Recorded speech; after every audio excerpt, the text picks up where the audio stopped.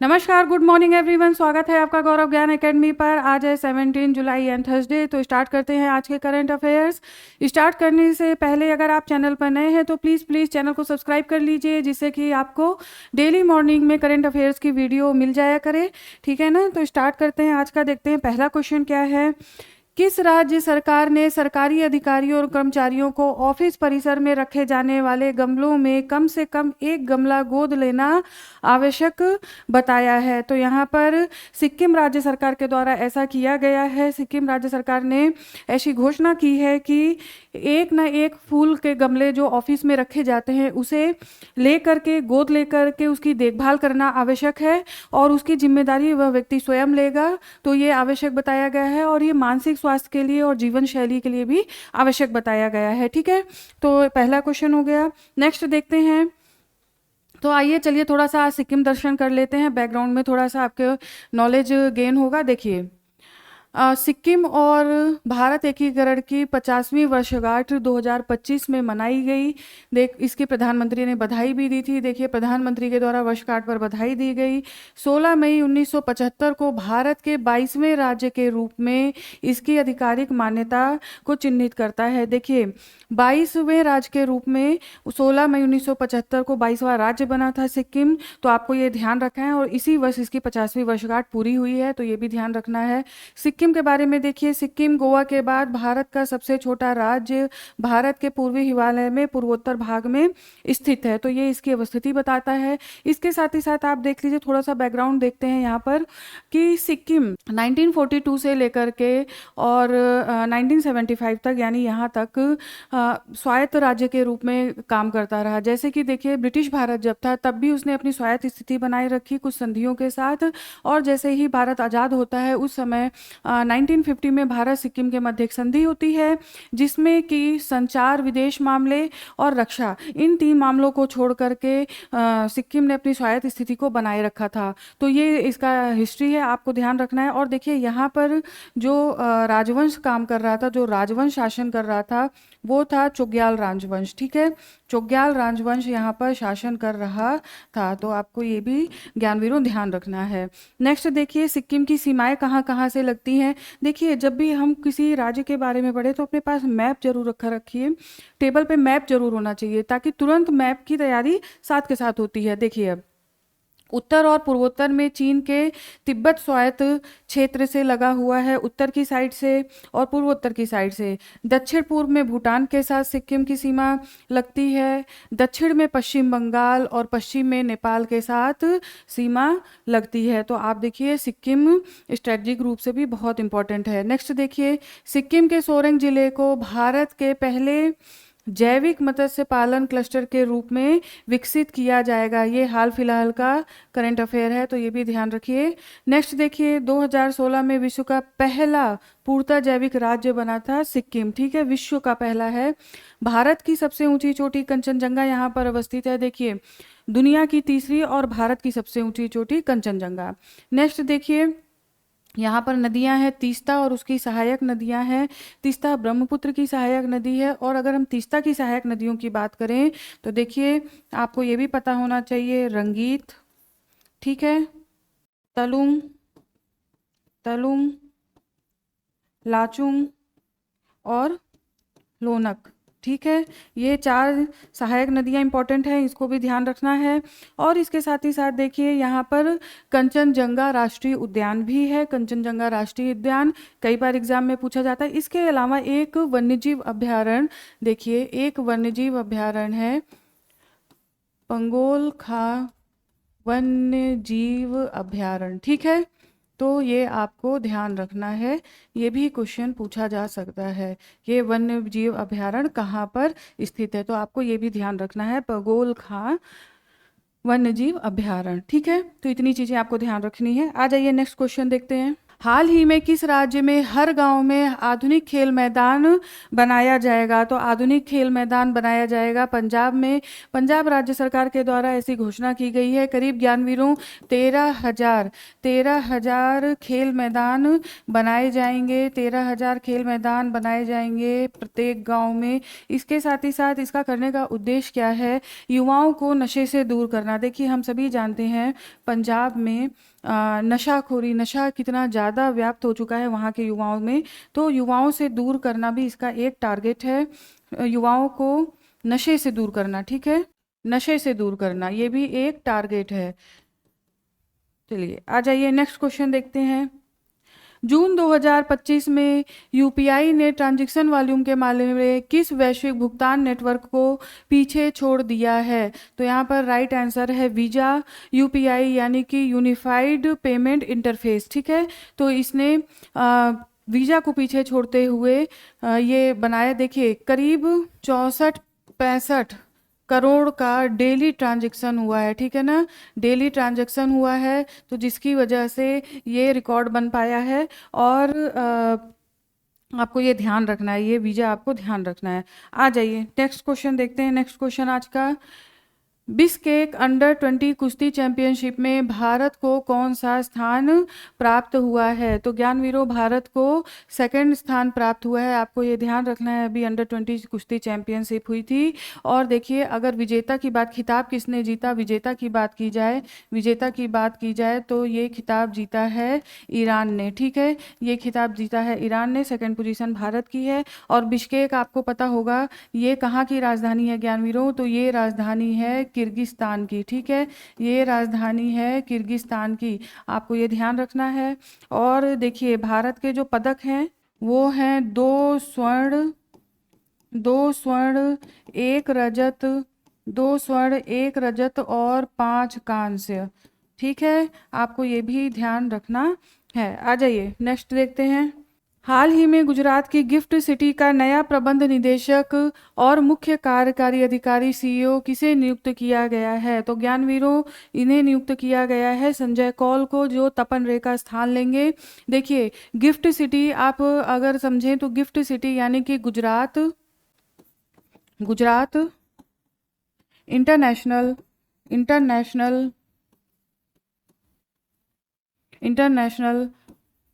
Finance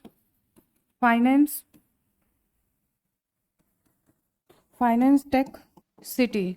ठीक है ना, तो ये पूरा है Gujarat international finance tech city. Bharat में ऐसी गिफ्ट सिटी गुजरात में गांधीनगर में खोली गई। ठीक है ना, गांधीनगर में। तो आपको ये भी ध्यान रखना ये गिफ्ट सिटी कहाँ पर है, गांधीनगर में है ज्ञानवीरों। और साबरमती नदी के तट पर ये है। यहाँ पर ही पहला, भारत का पहला आईएफएससी केंद्र भी खोला गया था। यहीं पर पहला आईएफएससी केंद्र भी खोला गया था, यानी कि अंतरराष्ट्रीय वित्तीय सेवा केंद्र। ठीक है, तो आपको ये भी ध्यान रखना है, भारत का पहला आईएफएससी यहीं पर खोला गया था, गिफ्ट सिटी में ही। आ जाइए नेक्स्ट क्वेश्चन देखते हैं। प्रधानमंत्री धन धान्य कृषि योजना PMDDKY कितने वर्षों के लिए लागू की जाएगी? तो ज्ञानवीरों ये लागू की जाएगी 2025 से 2031 तक। आपको ये ध्यान रखना है, आज से ही यानी कि 17 जुलाई से इसे लागू किया जाएगा। 17 जुलाई से इसे लागू किया जाएगा। केंद्रीय मंत्रिमंडल के द्वारा इसे पास कर दिया गया है।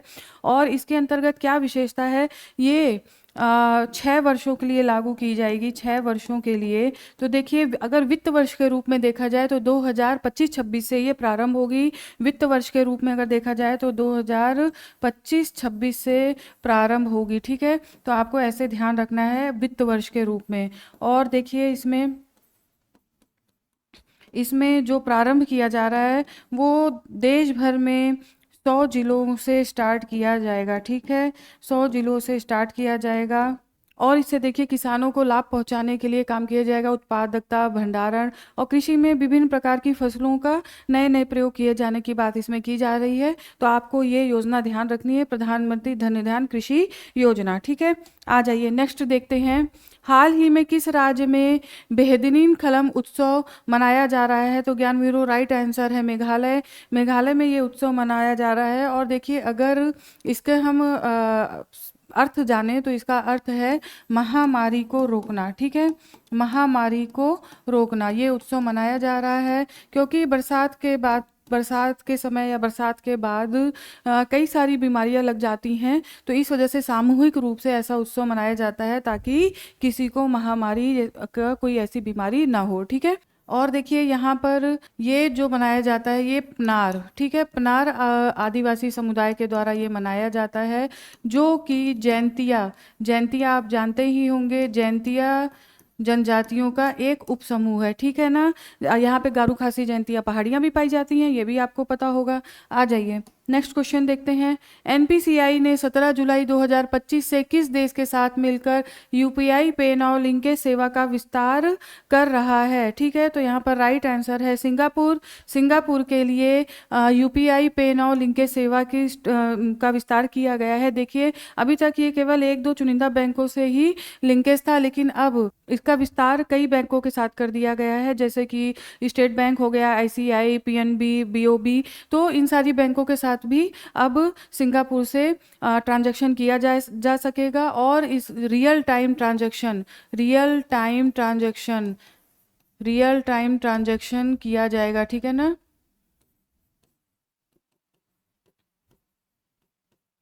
रियल टाइम ट्रांजैक्शन की कोशिश की जा रही है। आ जाइए नेक्स्ट क्वेश्चन देखते हैं क्या है।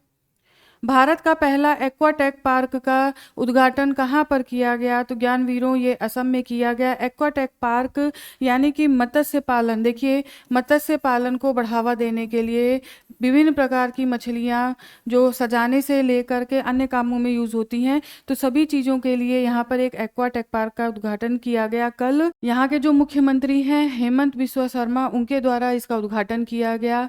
और देखिए इसमें मत्स्य विभाग, एक तो मत्स्य विभाग साथ ही साथ नाबार्ड, ठीक है, नाबार्ड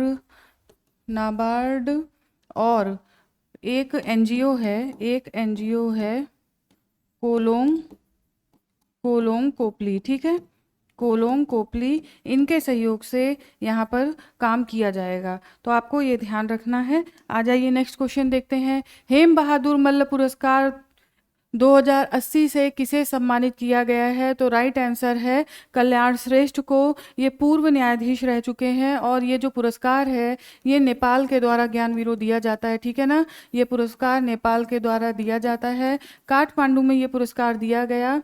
और देखिए इनके न्याय और अच्छे शासन के लिए कहा गया, अच्छे शासन के लिए ये इन्हें पुरस्कार दिया गया। अच्छे विचारों के लिए, न्याय के लिए ये कल्याण श्रेष्ठ को पुरस्कार दिया गया। नेक्स्ट देखिए, मधुमक्खियों के लिए सबसे हल्का मन नियंत्रण उपकरण किस देश के द्वारा बनाया गया है? तो ज्ञान वीरों कुछ क्वेश्चन तो आराम से तुक्के से सही हो जाते हैं। चाइना के द्वारा बनाया गया है। देखिए मधुमक्खी से हल्का ब्रेन, ये जो मधुमक्खियाँ हैं ये आपकी सुरक्षा और रक्षा उपयोग के लिए काम में लाई जाएंगी। देखिए सुरक्षा और रक्षा उपयोग के लिए अभी कुछ दिन पहले ही मैंने बताया था कि मच्छर जितना बड़ा ड्रोन चाइना ने तैयार किया है। और देखिए अभी 1 महीना नहीं बीता होगा और ये नई न्यूज़ आ गई कि मधुमक्खियों से भी हल्का ब्रेन। इससे क्या होगा, ये करीब देखिए 74 मिलीग्राम की है, 74 मिलीग्राम इतना हल्का बनाया है। तो कहीं भी भेजने के लिए बहुत उपयुक्त है चाइना के दृष्टिकोण से। ठीक है, तो आ जाइए नेक्स्ट क्वेश्चन देखते हैं। क्यूएस बेस्ड स्टूडेंट रैंकिंग 2026 में विश्व का सबसे किफ़ायती शहर कौन सा है? तो ज्ञान वीरों यहाँ पर राइट आंसर है दिल्ली। दिल्ली स्टूडेंट के रहने के लिए सबसे किफ़ायती शहर माना गया है। नेक्स्ट क्वेश्चन देखते हैं। भूमि पंजीकरण के लिए माई डीड एनजीडीआरएस पायलट परियोजना की शुरुआत किस राज्य के द्वारा की गई? तो ज्ञान वीरों ये की गई हिमाचल प्रदेश के द्वारा। हिमाचल प्रदेश ने भूमि पंजीकरण के लिए ये परियोजना स्टार्ट की है, तो आप इसे ध्यान रखिए। आ जाइए नेक्स्ट क्वेश्चन देखते हैं। 2025 का पेन प्रिंटर पुरस्कार किसने जीता? ज्ञानवीरों, ये जीता है लीला अबू लेला ने। देखिए ये बहुत इंपॉर्टेंट क्वेश्चन है, ये ज़रूर पूछा जाएगा, तो आपको ध्यान रखना है। ये जो महिला हैं वो एबरडीन में प्रोफेसर भी हैं, ठीक है, एबरडीन में प्रोफेसर भी हैं, और इसके साथ ही साथ देखिए आप ये स्कॉटिश सूडानी महिला भी हैं, ठीक है, तो आपको ये भी ध्यान रखना है। आ जाइए नेक्स्ट क्वेश्चन देखते हैं। भारत का पहला एआई कैंपस किस संस्थान के द्वारा खोले जाने का निर्णय लिया गया है? तो राइट आंसर है बिट्स पिलानी के द्वारा आंध्र प्रदेश के अमरावती में, आंध्र प्रदेश के अमरावती में ऐसा बनाया जाएगा एआई कैंपस, ठीक है, तो आपको ये भी ध्यान रखना है। आ जाइए अब चलते हैं अन्य महत्वपूर्ण तथ्य की तरफ। देखिए फौजा सिंह का निधन सभी को पता होगा, 114 वर्ष की आयु में इनकी एक्सीडेंट होकर के मृत्यु हो गई। देखिए द टर्बन टोर्नेडो के नाम से इन्हें जाना जाता है, दुनिया के सबसे उम्र दराज मैराथन रनर हैं। 114 साल की आयु में निधन, 90 साल की उम्र में पहली मैराथन इन्होंने 90 साल की उम्र में पूरी की थी, और लंदन ओलंपिक में मशाल वाहक के रूप में वे रहे थे, ठीक है, तो आपको ये ध्यान रखना है। देखिए वाकई में कुछ लोग इसको सिद्ध कर देते हैं कि एज एक नंबर है, केवल एज एक नंबर है, अगर काम करना है तो किसी भी एज में शुरुआत की जा सकती है, ठीक है। तो यहाँ से आज हमारा देखिए करंट अफेयर पूरा कंप्लीट होता है। चलिए फटाफट से कल का क्विक रिवीजन भी कर लेते हैं। चलिए देखते हैं पहला क्वेश्चन, टेलिस्मैन सेबर सैन्य अभ्यास किस देश में आयोजित किया जा रहा है? ज्ञानवीरों, तो राइट आंसर है ऑस्ट्रेलिया। नेक्स्ट देखते हैं, हाल ही में किस देश में ड्रूज और बेडोइन गुटों के बीच भीषण संघर्ष के कारण तनाव की स्थिति उत्पन्न हो गई है? तो सीरिया में ऐसी स्थिति उत्पन्न हो गई है, इसके बारे में मैंने कल बताया था। स्वच्छता सर्वेक्षण रिपोर्ट 2024 के अनुसार भारत का सबसे स्वच्छ शहर निम्नलिखित में से कौन सा है? तो ज्ञानवीरों स्वच्छ शहर सबसे अहमदाबाद फर्स्ट पोजीशन पर। हाल ही में किस राज्य को भारत में प्रसंस्कृत आलू उत्पादन में अग्रणी घोषित किया है? तो राइट आंसर है गुजरात। नेक्स्ट देखिए, हाल ही में भारत ने किस देश के साथ नौसैनिक सहयोग बढ़ाने के लिए पासेक्स अभ्यास किया? तो ये अभ्यास ग्रीस के साथ किया गया। नेक्स्ट देखिए, 97वें अंतर्राष्ट्रीय रसायन विज्ञान ओलंपियाड में भारत को कुल कितने पदक मिले?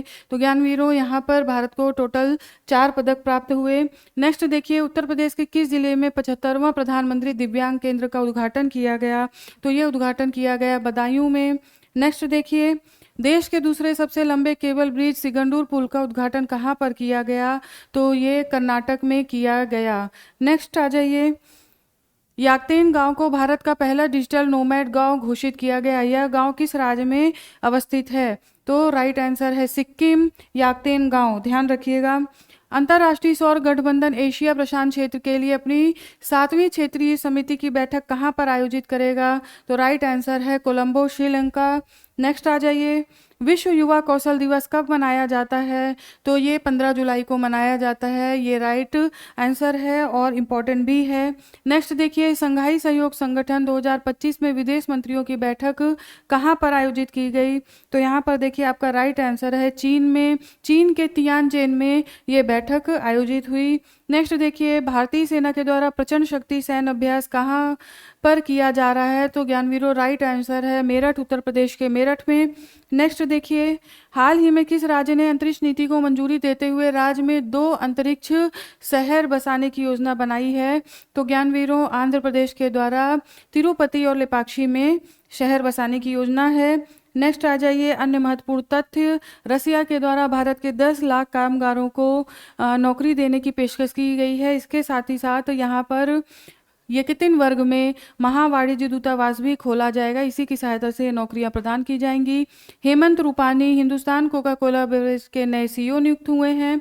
और मुहम्मदू बुहारी का 82 वर्ष की आयु में निधन, जो कि नाइजीरिया के पूर्व राष्ट्रपति हैं। ये ऐसे राष्ट्रपति हैं जो लोकतंत्र और सैन्य शासन दोनों आधार पर नाइजीरिया में रूल किया है, ठीक है। तो आज ज्ञानवीरों यहीं तक, कल फिर कुछ महत्वपूर्ण तथ्यों के साथ आपके सामने उपस्थित होती हूँ। तब तक आप लोग स्वस्थ रहिए, मस्त रहिए, पढ़ते रहिए। धन्यवाद।